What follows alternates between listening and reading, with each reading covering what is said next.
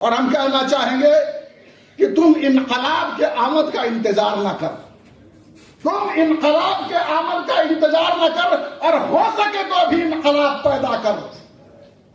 और बहे जो जमीन पर तेरा लहू तो गम न कर, इसी जमीन से महकता हुआ गुलाब पैदा कर। कि अगर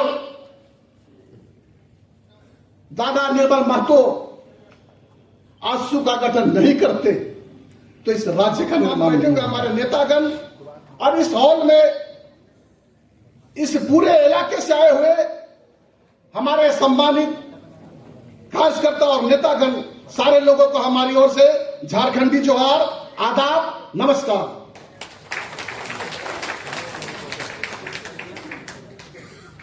मैं कहना चाहूंगा कि हजारों साल नरगिस अपनी बेनूरी पे रोती है, बड़ी मुद्दत से होते हैं चमन में दीदावर पैदा।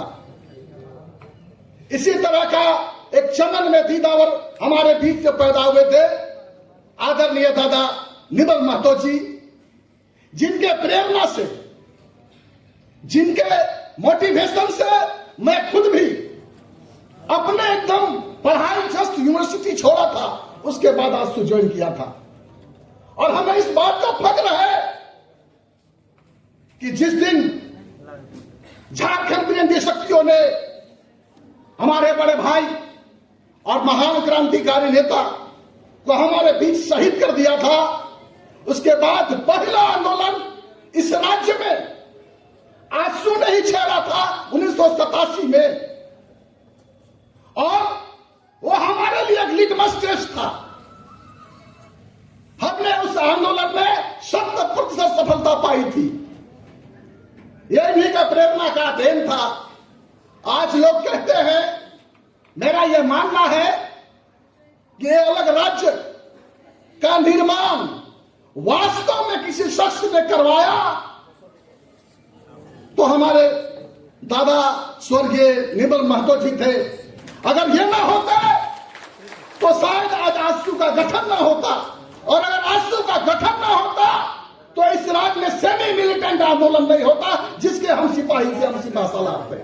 अगर अर्ध हिंसात्मक आंदोलन हम न किए होते तो केंद्र सरकार तक इसकी आवाज ना पहुंचती, और केंद्र तक आवाज अगर नहीं पहुंचती तो केंद्र, ये तो 5 दशक से चल रहा था अलग राज्य का मांग, लेकिन सरकार कान में तेल डाल के बैठ सोई हुई थी।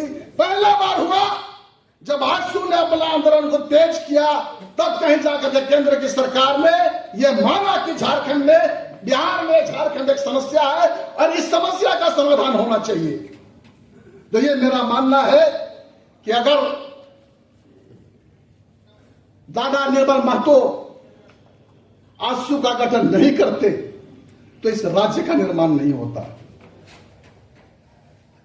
उनका गठन के बाद ये राज्य 25 वर्षों तक तो चला, लेकिन जिन सपनों के साथ उन्होंने इस आंदोलन की अगुवाई की थी, इन 25 वर्षों में हमने जो संकल्प लिया था, हमने जो अपने झारखंड की जनता को सपने दिखाए थे कि झारखंड में अंतिम व्यक्ति तक जो बैठा हुआ व्यक्ति, उसके चेहरे पर मुस्कान आनी चाहिए, उनके हितों की रक्षा होनी चाहिए। लेकिन इस 25 वर्षों में, और काल को तो छोड़ दीजिए, आज इस शासन व्यवस्था के स्टीयरिंग सीट पर बैठा हुआ है इसी झारखंड के माटी का एक पुत्र, जिन्होंने अपने चुनाव से पूर्व बड़े बड़े वादे करके आए कि हम झारखंड युवाओं के साथ में रोजगार की व्यवस्था करेंगे, नौकरियों की व्यवस्था करेंगे, और न जाने कितने वादे और कितने किए, लेकिन एक भी वादा नहीं पूरा कर पाया उन्होंने।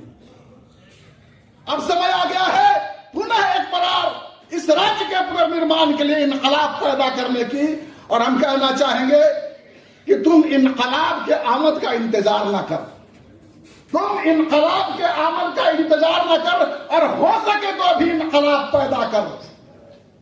और बहे जो जमीन पर तेरा लहू तो गम न कर, इसी जमीन से महकता हुआ गुलाब पैदा कर। मैं इतना ही कहकर अपनी बात को खत्म करना चाहता हूं। जय झारखंड, जय आपकी।